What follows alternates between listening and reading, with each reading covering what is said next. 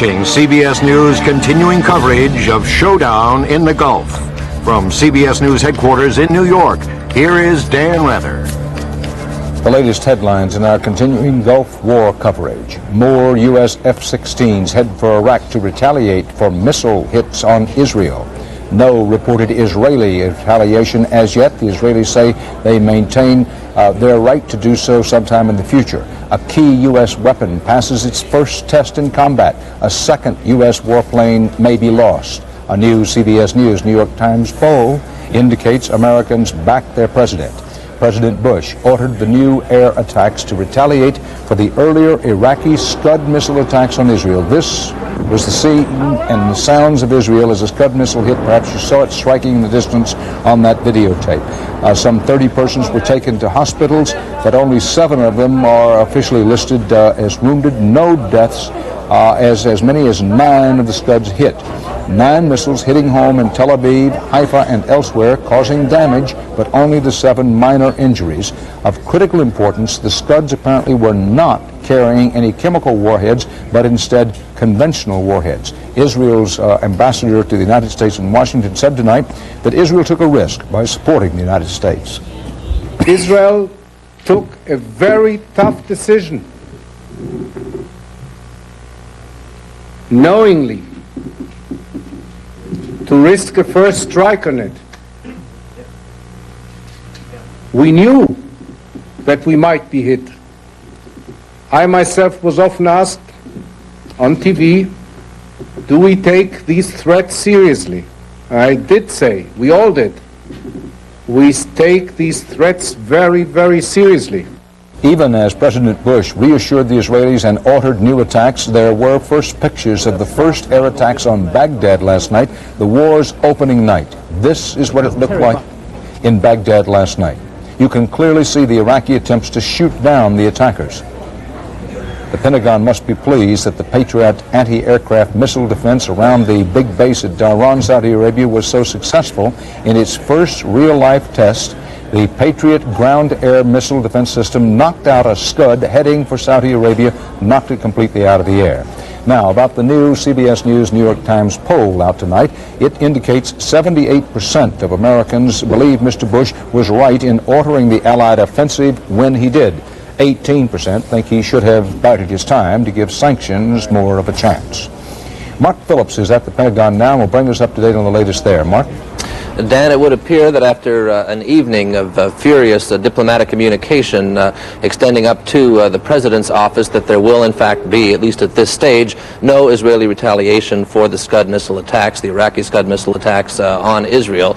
This in itself is remarkable in as much as it is a very drastic departure from standard Israeli operating procedure, where, as you know, they have promised to retaliate for every attack on their people and on their soil, up to and including bombing Palestinian camps, refugee camps in Lebanon, on the result of infiltration of terrorist groups onto Israeli territory. There are great risks, as the ambassador explained this evening, in taking this posture, but the Israelis seem to understand the risks involved in an attack of their own and what that would do to the alliance against the Iraqis.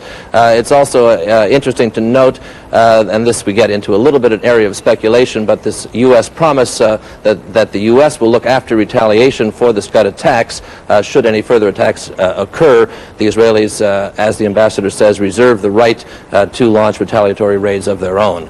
The other bit of news from the Pentagon tonight is that a second U.S. plane is missing after today's raids. That's all the information we can provide on that right now. Dan? Well, if the official figures are correct, thanks, Mark, still an incredibly low percentage of aircraft, well over 1,000 sorties flown against the Iraqi forces, and officially 2 U.S. airplanes down. Joining us now in our Washington studio is Jeffrey Kemp of the Brookings Institute. Thanks for being with us, Mr. Kemp. But if Israel does not retaliate, how important is that?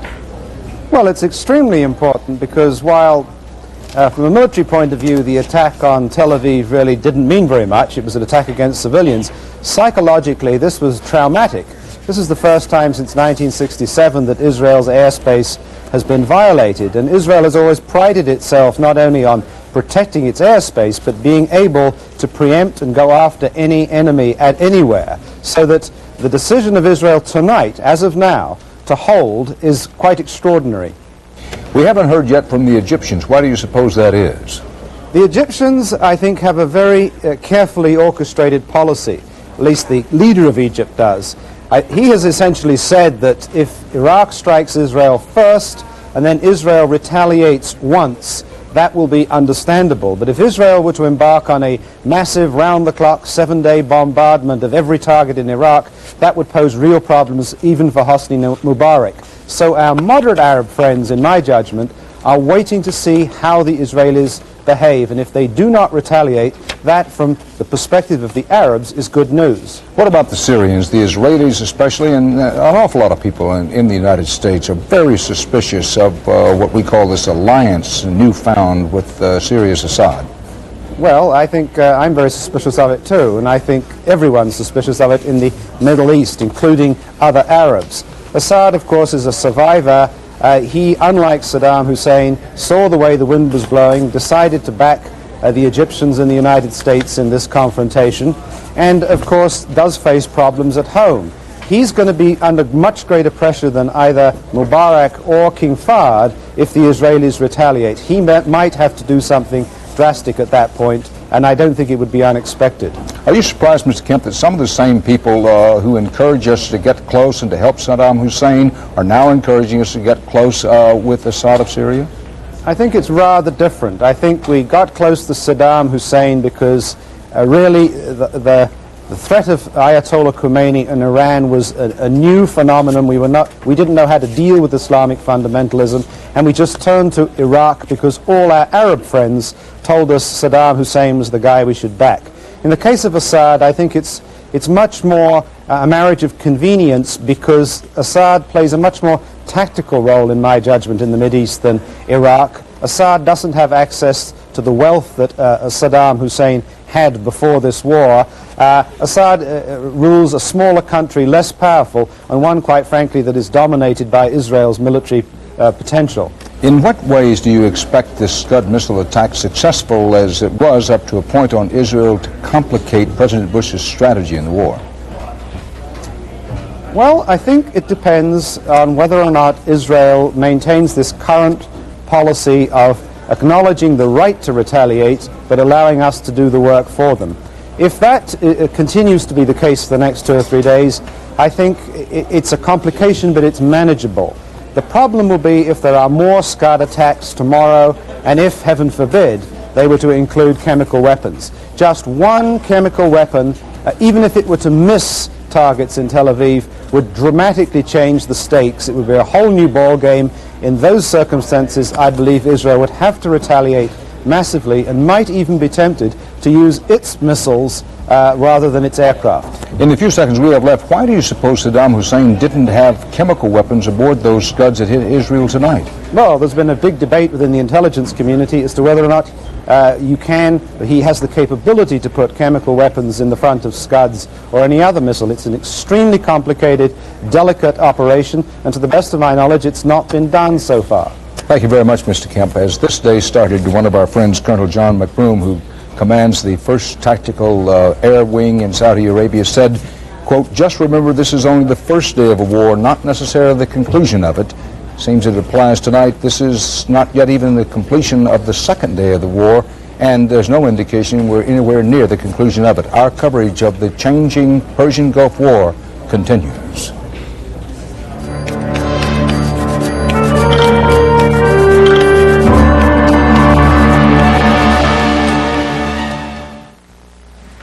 Is someone joining you? Mm-hmm. Yep. A blind date.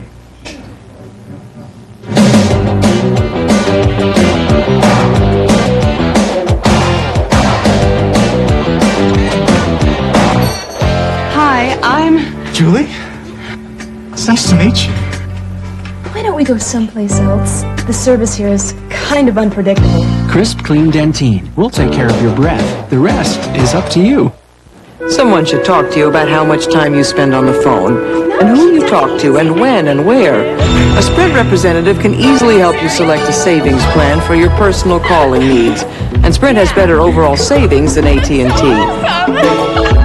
So there's a plan that's perfect for you, unless of course you're a teenager. No one's invented the perfect plan for that.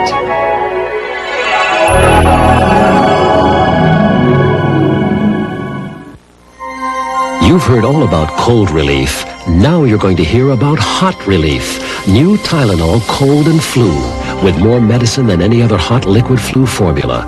Heat releases the power of this lemony medicine with 3 cold and flu fighters for your coughing, sneezing, and congestion.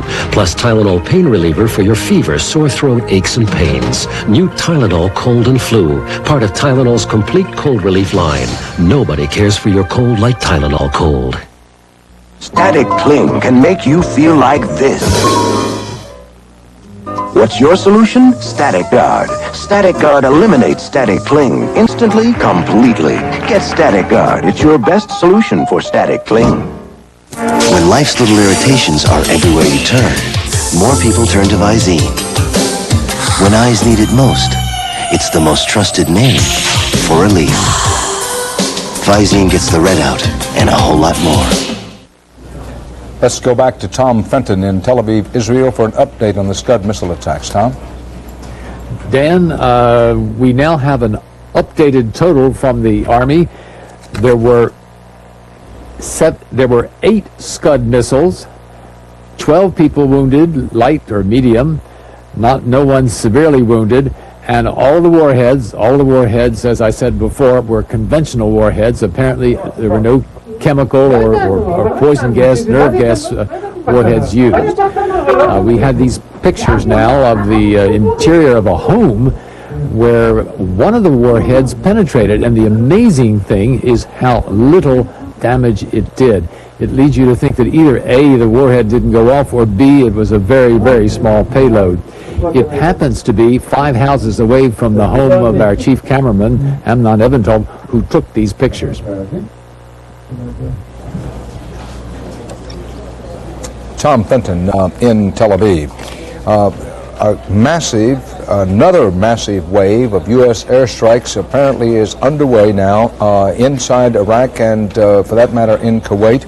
As a result of President Bush reassuring the Israelis that he would retaliate immediately for the successful in the sense the Scud missiles hit Israel's attack by Saddam Hussein.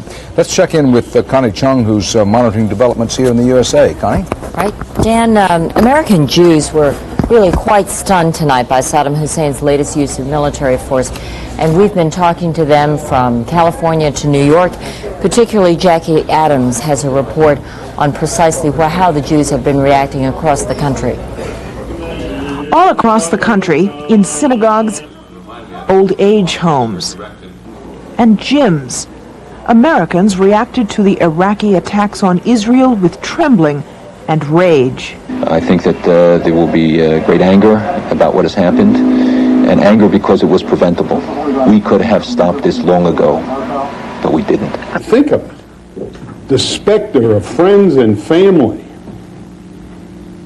who have just been attacked with nerve gas, if my information is correct. This is the worst fears, I think, of Americans, and particularly Jewish Americans at this particular moment, but we're all in the same boat. We're fighting evil. Evil. I think he made a very foolish move. I think attacking Israel was about the dumbest thing he could have possibly done. Jews have been gassed in the Holocaust, and Jews coming under gas attack again is... Excuse me for a minute. It's almost intolerable. In any case, whether they're explosive or gas, I think the major question will be the extent of the damage and the extent of the casualties, and we don't know yet. So they watch and wait and pray. Jacqueline Adams, CBS News, New York. One of our reporters spoke to other Jews in a Jewish community in Detroit, and a woman said that she had talked to her parents who were in Jerusalem. She talked to her husband's parents who were in Tel Aviv. They were wearing gas masks, very similar to the other stories that we have heard, and but everything was all right. A whole new dimension when they start hitting civilian targets. Thanks, Connie, consistent with our efforts to try to update the story of the still unfolding, still widening Persian Gulf War, trying to update it every 15 minutes. These are the headlines as of this quarter-hour mark. President Bush orders retaliatory strikes on Iraq after Iraq has attacked Israel with Scud missiles. Israel says no chemical weapons were involved in the attack. A new CBS News New York Times poll indicates extremely strong support for Mr. Bush's Gulf offensive, at least for the moment. The president has reportedly ordered a whole new wave of bombings on Iraq, retaliation for Iraq's missile attack on Israel tonight. Bad weather, building bad weather in and around the Gulf could complicate this new effort at more airstrikes against the Iraqi forces. A White House statement says that the Bush administration was, quote, continuing its efforts to eliminate this threat, unquote, the threat being the mobile Scud missiles fired. And these are scenes from Israel tonight as the damage was rather extensive, but because there were at least slight warnings from air raid warning sirens, the casualties, about 30 people taken to the hospitals, about 7 to 10 of them actually sustained wounds. Officials in Israel say that the missiles had only conventional tips on their warheads, that is, only conventional warheads, no chemical weapons. That's the point. The United States has named the first casualty of the war from the U.S. side, Lieutenant Commander Michael S. Spiker, age 33. He trained in Jacksonville, Florida. His hometown not known, and the military is officially listing him as missing in action. As war is waged, a country that had been divided rallies around the commander-in-chief. A CBS News New York Times poll out tonight indicates 85% approve of the way President Bush has handled the invasion. The figure way up from a sampling taken just 2 weeks ago. Let's go now to Stansfield Turner, former CIA director, former distinguished admiral in the United States Navy, and a friend of ours who's in Honolulu. Admiral Turner, director, thanks for being with us tonight. As you view the events of this evening, Saddam Hussein making good on his threat to hit Israel with Scud missiles, what do you view as the most important directions that'll take us in? Well, I think we ought to put it all in perspective, Dan, that this reinforces the fact that the United States is going to win this war. The only question is, what's the cost going to be? The fact that they did get the Scud missiles off indicates the cost is not going to be zero, as it almost looked like this morning. But we do have overwhelming power, and when you compare what we have levied on Iraq in the last day and a half, some 1,500, 2,000 sorties, and what they have done in return, shot down 1 or 2 aircraft, lobbed 7 or 8 missiles at Israel and a few at Saudi Arabia with, fortunately, very few casualties, you can see what the trend is. But the real issue is going to be, can our air power actually drive the Iraqi army out of Kuwait, or are we going to have to go in with our own ground forces? In that case, the cost is going to go up. Let's hope we don't have to do that. I know you're not in the predicting business. From everything you can see and hear, is a ground offensive to retake Kuwait going to be necessary? My guess at this point is yes, but we still have no idea how much the Iraqi army will be impacted by this overwhelming air power that we are bringing to bear. We've not brought it to bear much, from what we can gather, on the Iraqi army at this point. We've brought it to bear on missile sites, on chemical plants, and so on. So the real test of can air power drive this army back out of Kuwait has yet to come. Admiral Turner, it's my understanding that General Schwarzkopf, in command in the theater, has not yet completely correlated his forces for offensive action. Is the translation of that we're not likely to see a ground offensive anytime soon, or could we see one pretty quickly? I think it's difficult for any of us to predict, but were I in General Schwarzkopf's shoes, I certainly would want to wait a few more days at least to give this air power an opportunity.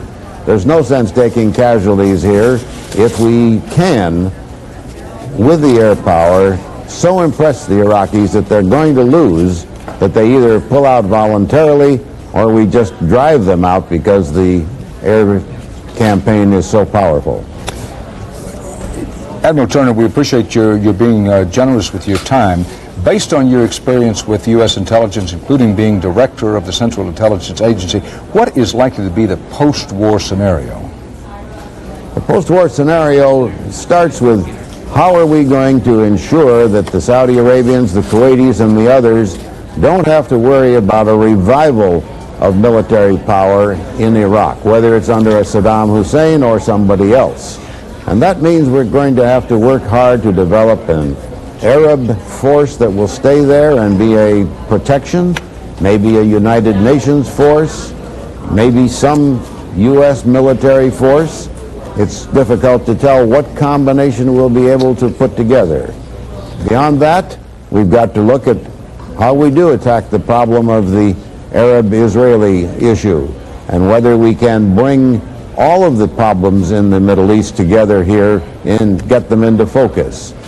Admiral Turner, former CIA director, thanks for being with us. Good luck. Walter Cronkite, we were talking last night about how important it was to emphasize not to be overly optimistic, not to be euphoric about what was happening. Now tonight you were making the point that maybe it's equally as important for us not to be too down about these Scud missile attacks. Of course, that's easy for us to say, much more difficult if you're an Israeli. Well, of course, and there will be a political fallout in Israel, too, about hardliners there complaining about the deal with the Americans, letting the Americans retaliate when the Israelis have always taken care of their own selves in cases like this. There's going to be a lot of fallout for that. But militarily, it was a pretty minor episode, and because the Israelis have restrained their retaliation so far, we do not have a political crisis in the Arab world, that is, yet. But you know, I think that there's a reason for considerable optimism on our part, mostly because of those B-52 raids in Kuwait and in Iraq. They've been going on now for 24 hours almost. You have seen the B-52s in operation in Vietnam, I have, and they are almost a terror weapon. They are so powerful. They're dropping all of those bombs. My heavens, 14 tons of bomb out of a single airplane. They could very well panic the Iraqi army. There's never seen anything like that in its 8 years of war. Even if that doesn't happen, they are going to considerably diminish its fighting capability. And how much ground war is going to be necessary will be entirely probably a result of how effective those B-52s are. And I think they're going to be very effective. And our CBS News coverage of war in the Persian Gulf rolls on.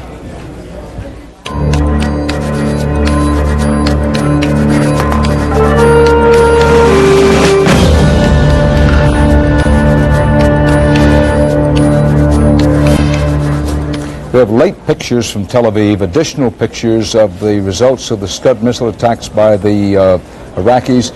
As you can see, the damage, as we've been saying for quite some time now, and as more pictures come in, let's pick up some of this sound for a minute. It's just a warning to stay away because some of these buildings could collapse.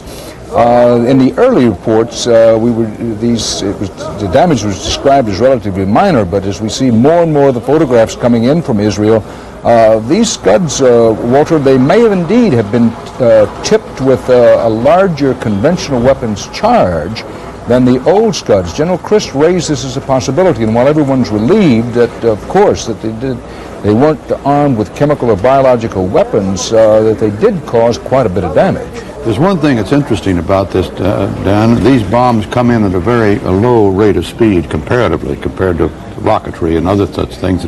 And as a result, the bomb blast is widespread. It can do an awful lot of surface damage without really rather serious damage to a single target, except what's right where it lands. Blow out a lot of windows, blow out a lot of walls, things of that kind. As opposed to the high-speed missiles that are inclined to bury themselves and blow up. They blow up with a great deal more force, and they take out a V-shaped area in a very definitive way.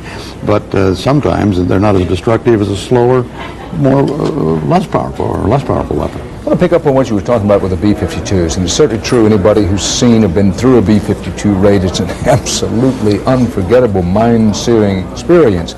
And that's when you're not underneath it directly. Exactly, and that's when you're able to just sort of observe it. that it is a devastatingly effective physical bombing weapon, but also psychologically. And you make a good point that one of the reasons of going right at the heart of Saddam Hussein's best troops, the so-called elite Republican Guard, a kind of Praetorian Guard, is unquestionably to cause panic and to break the back of morale. However, we know from the experience with B-52 raids in Vietnam that sometimes it can have the opposite effect, that the raids steal the will, which is to say we know that the raids in North Vietnam, there's still argument about, well, if President Nixon had not taken advice of Dr. Kissinger and others and stopped the raids in 1972, that perhaps the war would have been over. But that sometimes this kind of aerial bombardment causes people to say, listen, if they're doing that to us, well, we've just got to strike back at them. So it's difficult to figure out how it's going to cut. It's a test of the Spartan character, certainly, of the Iraqi soldiers. That's going to prove a point one way or the other. I agree with you in that particular regard. Also, as we know, the bomb damage that is caused is not totally unsurvivable. I mean, soldiers do manage somehow or other to crawl out of that wreckage with guns still firing, as we learned in the islands of the Pacific, Saipan. That's why we have to dig these guys out. If they're capable of fighting, if they wish to fight, we have to dig them out with flamethrowers and all the rest of it. It can be quite costly for us. Well, speaking of that, we at one point this afternoon kept drawing attention to the possibility that the schedule for a ground offensive to free Kuwait might be moved up because of the success of the Allied air raids. Now, two things. One, the weather is beginning to turn foul over Iraq and Kuwait, and that means that the number of air attacks over the weekend may have to be reduced somewhat. But also, Scott Pelley did a good job reporting for us. He went up near the Kuwait border and reported, he said, listen, there's a lot of movement of U.S. and other Allied ground troops up there, but one doesn't get the sense that General Schwarzkopf, if he has his druthers, intends to make a ground offensive right away. He'd like to see a little more of this air pulverizing if he can. Well, I would think so. It certainly makes all the sense in the world. You want to save lives in your own forces. You don't want to throw them into the jaws of a still operating military machine if you can cripple that machine in the first place, and that's what he's got an opportunity to do with air power. I think it's very impressive that we achieved instantly air superiority. Now I am waiting now. My fingers are crossed right now. It's about what, 8:30 over there at this hour, isn't it? 8:30 in the morning. Right. So it's just about time since dawn for this first aircraft to get back. If what we believe is true now, that these first 24 hours, Hussein's entire command structure was disrupted by communications problems because of our first bombings, he may have gotten his house in order to a certain extent. He may have pulled things together, and we may have seen some increased aerial activity on the part of the Iraqis today. If that's the case, the first guys back, which should be around now, will be telling a story of whether they saw the Iraqi Air Force today. That's a good point. The original intent of the airstrikes was, insofar as possible, to reduce his ability to fire Scud missiles. Obviously, given tonight's events, it didn't wipe it out, but also to disrupt his communications. If he gets his communications together in any way, he may still have some counter-offensive punch left in him. Yeah. Oh, yes. I don't think we can write that off completely. You know, we still don't know what happened to the Air Force. I mean, we claim, there are claims we destroyed a portion of it, but not all of it by any means. It's still out there somewhere. Is it going to fight? Is it coming up today? We're going to see it today. Will the accuracy of their ground-to-air missiles improve today with 24 hours of getting their command structure working again? That could be too. So this may be a different sort of day than yesterday, and we've got now only to wait for those first men to come back to find out just what's been happening out there. Walter Cronkite, as part of our CBS News continuing coverage of war in the Persian Gulf.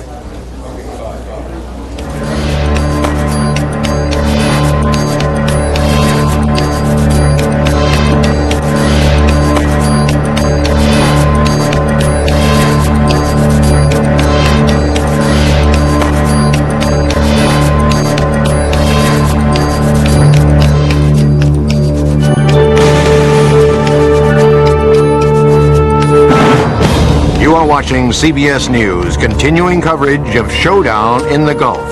From CBS News headquarters in New York, here is Dan Rather. In the ongoing Gulf War, storylines of the hour. Daylight in the Gulf as U.S. warplanes retaliate for missile hits on Israel.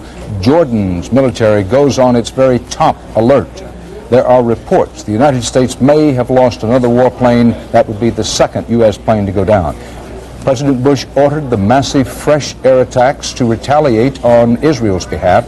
Israeli police in Tel Aviv wore gas masks to patrol the city as Iraqi Scud missiles hit their marks. The confirmed 8 missiles that struck Israel were armed with conventional warheads, no chemical weapons involved, we're told. Damage was significant, but no loss of life reported, and only 12 minor injuries, Tel Aviv, Haifa, and some other places. Israel itself has not retaliated, but Jordan's military went on its highest alert since the 1967 war. Jordan has vowed to attack any Israeli warplanes that may overfly Jordanian territory. There are these pictures of the opening night air raids on Baghdad. Watch. Iraqi tracer and missile fire cut through the darkness, aiming for the attacking U.S. and other allied aircraft. Thunderous sounds as the night sky lighted up hour after hour over Baghdad. The producer, who was part of the crew that shot these dramatic pictures, tells of the apparent accuracy of the Allied missile attacks.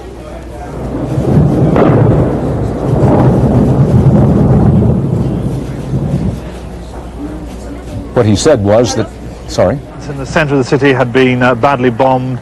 It's understood it had been hit by 3 cruise missiles. A telecommunications building had been badly damaged. I saw the back of it had been blown out, twisted metal, broken glass, broken receiver dishes on the roof. But quite surprisingly, the whole surrounding buildings and a bus station across the road seemed totally unharmed, and life went on as normal. This is a quick change. Continuing our headlines, the Iraqis, we should note, claim to have shot down 60 Allied warplanes. The Allied say that they've lost 5 aircraft. That would include 2 U.S. aircraft. Let's go back to Bob Schieffer with General George Christ, retired U.S. Marine Corps general, and talk a little bit about, Bob, of where things may be going from here. One of the things that we have not talked about, Dan, is we have talked about the president retaliating for the attack on Israel, General Chris, is that there's a certain window here for that attack, is there not, brought on by the weather? The good period is about the 15th to the 20th of February, but we've got weather moving in now. Apparently on Friday and Saturday, it's got a weather front is moving in from Turkey, and this may make it more difficult now to fly these kinds of aircraft up over Baghdad. It's going to be clear to the south over southern Iraq and Kuwait, but we may reduce our strikes over Baghdad because of the weather coming in. General, I take it these are aircraft that, would you say that aircraft is returning? No, he's still got his bombs under there, has he not? Or is that a fuel tank under his wing? No, he's still got his air-to-air missiles you see under the wings. But he is taxiing in. Apparently he hasn't fired those things off. It looks to me like a combat air patrol coming home. So these were some of the planes that a little earlier tonight we saw leaving, and now we see shots at this Saudi air base of these planes coming back. Talk a little bit more about the weather, General. What the next couple of days and then the rains come? That's right. The rains are supposed to be coming in Thursday and Friday, cloudy, overcast, coming in from Turkey. You can see it there on the map. Now, we can get through that with our all-weather aircraft, but it does reduce the number of aircraft you can put on, puts greater reliance on the kinds of bombs and target and weapons that see through that weather. So we might see a shift off of Baghdad a little bit further south just because of the weather, Bob. One of the things we have not talked about, General, as we are watching these planes come, is what might happen on the ground. We've talked a lot about U.S. forces. Certainly that's where your expertise and the expertise of our other military experts is. But what about the other side? What about the foot soldier on the other side, if indeed there are ground attacks? What do the U.S. military think about the Iraqi grunt? Well, it's the guy in the trench looking out at our forces. You know, we've been talking about these strong points. Now, there's an individual in there, and he's a soldier. He knows a hammer's going to be laid on him.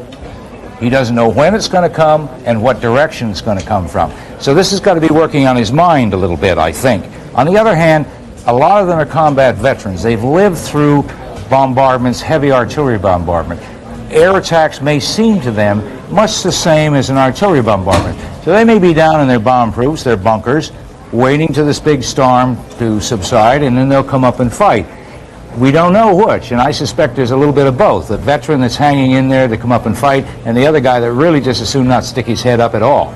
Well, these Iraqi troops have, without question, undergone a heavy bombardment, but we have seen in other wars. We saw the British during World War II, for example, heavy bombardment on Britain, and yet the British survived and went on to prevail. We saw in Vietnam heavy bombing of the North Vietnamese and the Viet Cong, and yet they came back. That did not do it. So it really is a question, isn't it, as to how these particular troops will react to all this. We keep hearing these intelligence reports, none of them confirmed, of Iraqi defections. What do you believe those reports? Well, certainly there's always a percentage of any troops that might be going to defect, but I haven't heard any big numbers. I've heard numbers like 300, the outside, out of, 545,000 troops. That's not many defectors. And you're right about people hanging in under heavy bombardment. I stood on the battlefield of Verdun, which is a World War I battlefield. It was about a mile long here. The Germans poured in for 3 days gas, mustard, chlorine, and artillery in on this small little area. And then they attacked with their infantry. And out of the smoke and debris rose the French soldiers to repel the attack. So in the end, I take it you are one of those who holds to the opinion, in the end, it will come down to the soldier on the ground. The soldier on the ground, and how good is he? And we can't count him out, at least at this point, Bob. Thank you, General. Dan, back to you. Bob and General Christian, one doesn't want to make too much of it. When we saw that aircraft and the live coverage returning to Saudi Arabia with the air-to-air missiles still hanging under the wings of the plane, that would indicate that the air cover, those fighter planes that fly the cover over the attack aircraft as they're over the target, at least in the case of that one plane returning, would indicate no air-to-air combat. We'll see if it turns out to be the general situation over Iraqi and Iraqi force targets in Kuwait as the reports come in about today's raids. Linda Tyra is at the White House. Linda, update us on what's been happening at the White House. Well, Danny, activity of the last week pretty much subsided immediately following the attack on Israel. The phone lines were burning here. Well, I'm very sorry. We are obviously having some audio difficulties there at the White House. We'll be getting back to Linda Tyra in a moment. We do know that President Bush spent some of the night.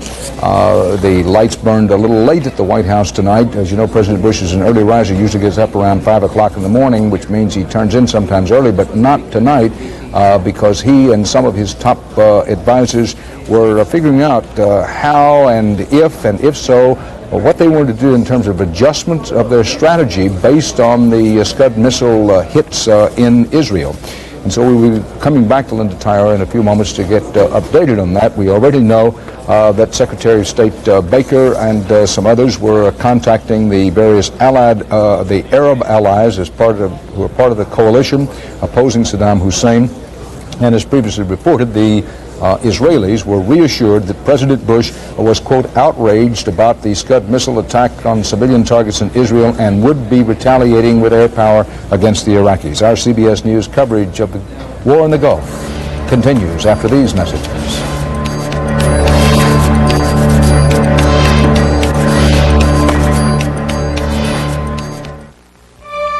This isn't what you think. It's a new kind of cold relief. Introducing fast-acting, better-tasting Tylenol Cold Effervescent. Strong non-aspirin cold relief from Tylenol. The only effervescent cold medicine that speeds 2 cold medicines to your sneezing and congestion while it sends Tylenol pain reliever to your aching body.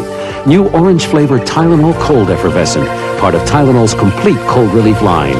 Nobody cares for your cold like Tylenol Cold. When you rinse first with Plax, normal everyday brushing takes on a whole new meaning. Plax, clinically proven to remove more plaque than brushing alone. All you needed to feel fresh then was baby powder. And it's all you need now. New Playtex Baby Powder Tampons. I like gentle scent. Playtex New Edition Baby Powder Tampons. It's all you need to feel baby powder fresh. I won't wear anything without Cross Your Heart, because great looks start with Cross Your Heart. With crisscross shaping, I always look better. The Cross Your Heart bra. Great looks start with Cross Your Heart from Playtex. The fit that makes the fashion. You may have noticed that lately lots of people are having considerable trouble walking and chewing gum at the same time. Perhaps it's because of the great new taste of Trident, original fruit and bubble. New Trident, still good for your teeth, and now it tastes better than ever. What I know is these people are alive inside. Awakenings. Such a sailor?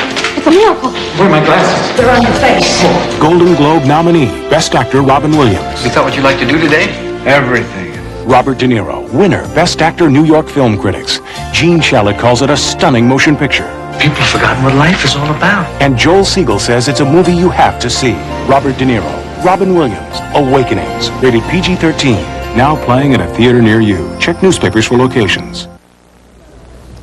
Bad weather beginning to move in and over Iraq and Kuwait, moving a cloud cover coming down from the general vicinity of Turkey. Could be a break for Saddam Hussein. We'll have to see how it affects what are planned to be continuing air attacks, unrelenting right through the weekend. Now, this bad weather was foreseen. There were those who thought that it was a factor in President Bush deciding to move on the offensive against the Iraqis when he did this week, because they could see this bad weather coming. The president says he's outraged about these Scud missile attacks by the Iraqis, lobbing the Scud missiles into Israel, hitting civilian targets. Fortunately, and when you take a look at the damage that was inflicted with the Scud missiles, almost miraculously, only about 10 or 11 civilian casualties, all of them wounded, no deaths reported. There were no chemical warheads on the missiles, all conventional warheads. We're going to try to go back to the White House now, and CBS News correspondent Linda Tyra, and get an update on what President Bush has been doing in the conferences designed to decide how to adjust his strategy to take into account Saddam Hussein hitting Israel. Linda, let's try it again. Good morning, Dan. Most of the sudden burst of activity has pretty much died down for the night. The president has remained throughout in the family residence of the White House. It was there that he was initially told of the attack on Israel by his national security advisor, Brent Scowcroft. Then the phone lines lit up. Secretary of State James Baker came here along with the Deputy Secretary Lawrence Eagleburger. Secretary Baker got on the phone from here at the White House and called the Israeli Prime Minister and assured him that the United States would continue its efforts to remove the Iraqi threat against Israel. That, coupled with other diplomatic activity throughout the evening, apparently convinced the Israelis to stand down and to let the United States and its coalition partners in the Gulf to do the job themselves. All of this was taking place against a background across the street from the White House, during which about 1,000 protesters again took up their positions across the street from the White House, hoping to get the attention of President Bush, protesting the American and the coalition partners' action in the Persian Gulf. Now, we understand that as a result of that particular protest, there were no arrests. There have been in previous nights leading up to this. The president tonight had issued, I think you mentioned, Dan, a statement through his press secretary, Marlin Fitzwater, expressing his outrage at the attack on Israel, and he also condemned the attack. And what we have seen here pretty much, though, has been a flow of written statements from the White House press office. We don't expect to see the president again until perhaps sometime tomorrow. When he does receive his regular intelligence briefings, he will meet again here at the White House with the Secretary of State, and a decision on whether he goes to Camp David or not has not yet been made. I think that will depend on events that develop. Dan? You mentioned the possibility of the president going to Camp David over the weekend. Is that a viable possibility that he would go on up to Camp David with this war underway? It's something that has been left open. He may choose to remain here because of the developments. The president, as I had mentioned a little while ago, has remained in the family residence of the White House, choosing to keep abreast of developments there with his advisors, apparently going in and talking to him there. So we will find out later in the day whether the president will adjust his schedule, whether he will indeed go to Camp David, which he normally does on a weekend. It probably will just have to depend on what happens by the afternoon, which is usually when he leaves, but we don't know yet. Thanks, Linda Tyra at the White House. Dateline Jerusalem, Lieutenant General Dan Shomron, Israel's chief of staff, said Friday, that's Friday Israeli time, that Iraqi missile attacks, quote, cannot go without a response. Now, Israel's chief of staff went on to tell Israeli television in the interview, such an incident requires a response. Asked whether Israel could respond in view of the need of the United States to maintain an anti-Iraqi Arab coalition with Arab partners, the Israeli general replied, and I quote now, I want to say the great American ability doesn't alter the principle that the protection of the civilians of Israel is the responsibility of the State of Israel, and we have the ability to respond. Continuing to quote the Israeli Chief of Staff now, and I said this incident cannot go without a response. Question, does that mean Israel will respond? The general was asked, and he answered, I think it's still understandable that I don't intend to enter into details. Now, that would indicate that Israel, which has been emphasizing all night long that it reserves the right to retaliate on its own if it chooses to do so, certainly in terms of the Israeli military, that there is an intention to respond. We'll just simply have to see how this develops. It's a delicate and very important moment in the conduct of the Persian Gulf War. We're in day two, only day two of the war. President Bush put together this anti-Iraqi Arab coalition behind efforts to defeat Saddam Hussein. Key to it was keeping Israel out of the war. Saddam Hussein managed to get his Scud missiles, hit Israeli civilian targets. The Israelis have been saying for years, it's in their tradition, you hit us, you get hit in return. President Bush is saying to them tonight, wait a minute, don't respond to this, don't take the bait. Those missiles were really aimed at the coalition, not so much at Israel. We will retaliate, and the president is now trying to demonstrate to the Israelis that he is indeed retaliate. Now these pictures are new, and this is Baghdad early this morning. You remember the pictures of the night raids, the spectacular light up the sky raids that we showed you earlier. This is Baghdad this morning, slight fog over Baghdad. As you can see, some light traffic moving along the streets. Very hard to tell how extensive the damage has been. We had been told repeatedly that damage in civilian areas of the population center of Baghdad was extremely light, that the bombing had, insofar as possible, been confined to specific targets, most of them military targets, and such things as communication centers. Now, this scene, as having been in Baghdad recently, I think I can say with some confidence that these pictures were taken from out of the Rashid Hotel along the Tigris River, not too far, maybe a couple of miles from the U.S. Embassy. Now, they're trying to zero in, and it's hard to see why at that particular point on what they're zeroing in. We know that we believe we know that the Defense Ministry building was damaged. It's along the river, but upriver from where these particular photographs were taken. We're told that part of the television communications apparatus was hit in the raid. Unconfirmed, but believe that the presidential palace itself was hit. Saddam Hussein apparently was not there. Those photographs from Baghdad this morning. Some of the pictures coming in from the war now as our CBS News coverage continues.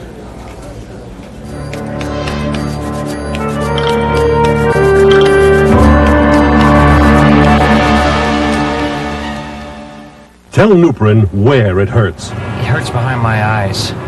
Right here. Nuprin works at the site of pain, right at the spot. It helps stop the chemical reaction that triggers pain. Headache? What headache? Tell Nuprin where it hurts. I overdid it. Pain's right in the small of my back. Nuprin works at the site of pain. It has ibuprofen. It actually works right at the spot, right where you need it. Pain's gone. Back feels great. Tell Nuprin where it hurts. I like it smooth, I like it slow. taking our time. Round and round we go, don't ever change. Seems as long as there's been slow dancing, there's been slow high. After all these years, don't ever change. Cause you know The best things in life never change. I like it slow. Color Tile's bigger, better clearance sale. Ceramics galore for walls and floors from 59 cents each. Great buys. Big savings on DuPont Stainmaster Carpet. Only $12.99 installed. Yes, vinyl style by the sheet, by the tile. 42% off. And introducing window colors. Mini blinds in every shade. Buy one, get two free. At Color Tile, bigger and better. When life's little irritations are everywhere we turn, more people turn to Visine. When eyes need it most, it's the most trusted name for relief. Visine gets the red out and a whole lot more. All you needed to feel fresh then was baby powder. And it's all you need now. New Playtex Baby Powder Tampons. I like gentle scent. Playtex New Edition Baby Powder Tampons. It's all you need to feel baby powder fresh. Day 2 of Operation Desert Storm. These are among the hour's headlines. U.S. reportedly hitting back at Iraq for its missile strikes into Israel. Second U.S. fighter plane missing. U.S. missile brings down Iraqi missile. Iraq tonight made good on its threat to attack Israel, and President Bush has ordered strikes back. Several Iraqi Scud missiles hit targets in Israel. No chemical weapons were used. A few casualties, all minor. But the attack on Israel prompted President Bush to immediately order a fresh wave of Allied raids on Iraq and Kuwait. There was also at least one Scud fired into Saudi Arabia, and American ground-to-air Patriot defense missiles shot it out of the air. That's what you're watching now, the first time the Patriot has been used in actual combat. The Pentagon says a second U.S. fighter plane is now missing. One plane was reported down yesterday. A total of 5 Allied planes officially are reported down so far. Jordan's military tonight was placed on its highest alert for the first time since the 1967 Israeli war. Now, those are among the major developments. Bad weather is moving in over Iraq and on down into Kuwait. May make continuation of the air war difficult over the weekend. We'll simply have to see. The major development in the last 6 to 7 hours was the attack by the Scud missiles into Israel. We'll have more about that as our CBS News coverage of war in the Gulf resumes in a moment.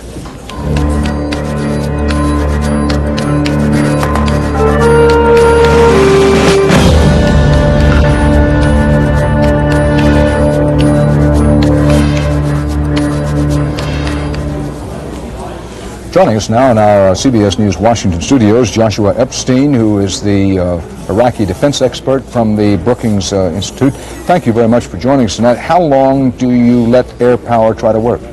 Well, I let air power try to work for quite a while. Obviously, the idea here is to minimize casualties and avoid the necessity for a huge ground combat that could be very costly.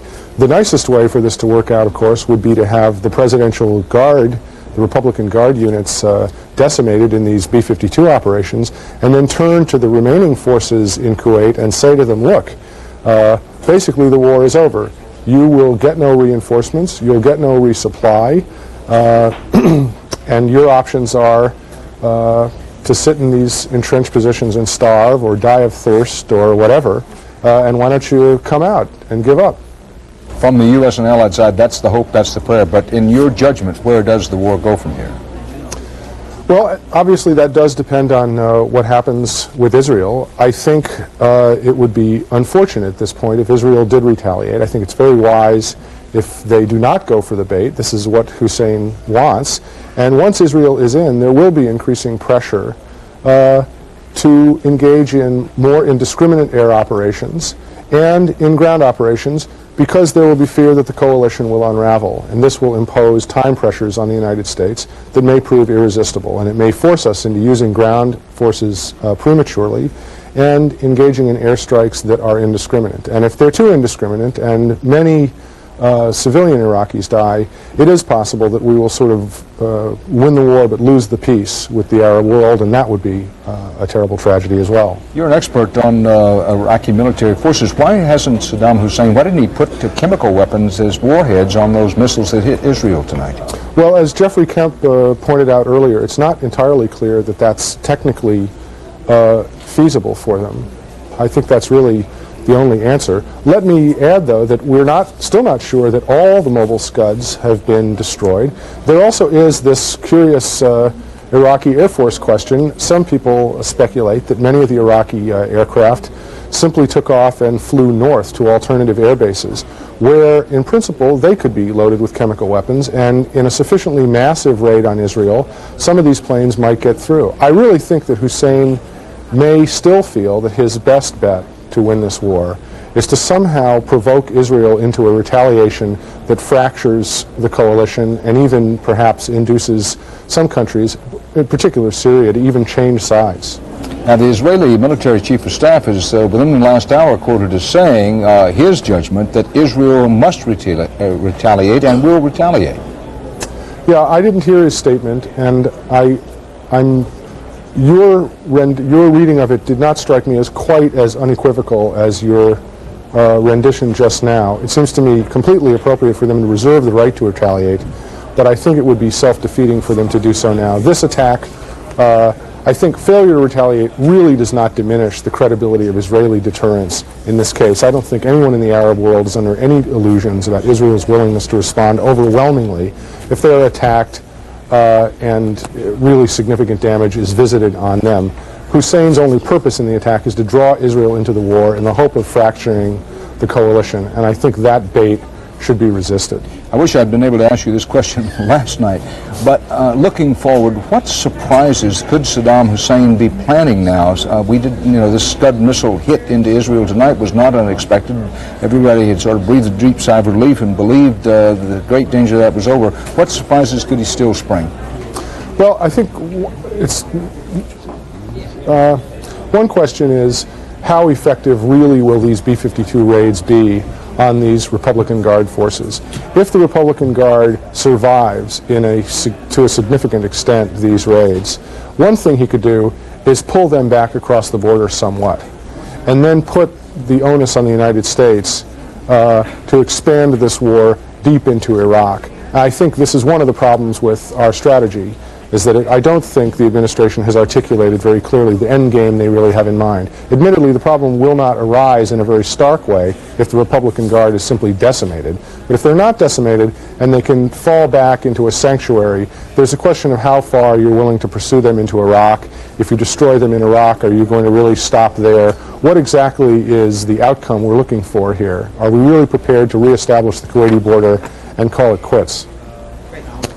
The so-called conflict resolution, as the military people put it, you don't think is clear. In other words, we haven't decided what a definition of win is. I think that's quite right, yeah. Thank you very much for being with us. We appreciate your help, Joshua Epstein. Our CBS News coverage of the Persian Gulf crisis will roll along here with Ed Bradley sliding back in to join us. Walter Cronkite is here. Walter, we have only a few seconds, but I would like an opportunity to raise the question of the tremendous cost of this war. I'd like to address that, but if you give me more than a couple of seconds a little later. Well, it's obviously high, and there is some question how long you can sustain a war with this economic cost. The general consensus thus far has been, well, we can sustain it for quite a while, but perhaps we'll have a chance to talk about it as we go along. Our CBS News coverage of war in the Persian Gulf continues.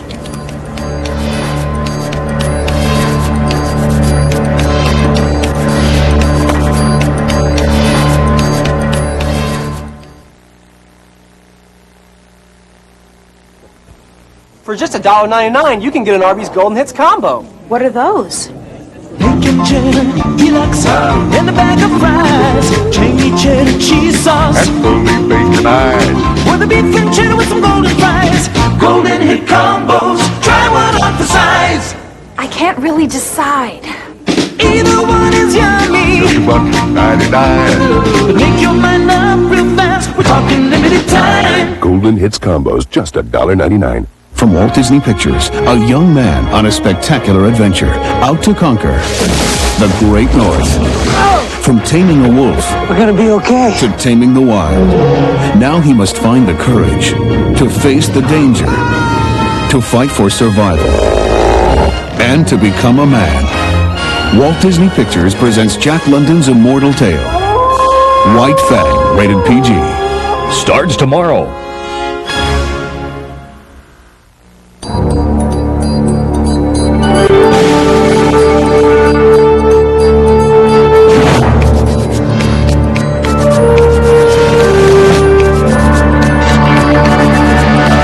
Watching CBS News continuing coverage of Showdown in the Gulf. From CBS News headquarters in New York, here is Dan Rather. Deeper we go into day 2 of the Gulf War. Here are among the storylines of the hour. The U.S. loses another warplane, its 2nd officially, and the Allies' 5th officially. Iraq hits Israel with 8 conventional warhead Scud missiles. No Israeli retaliation yet, but neighbor Jordan goes on its highest military alert.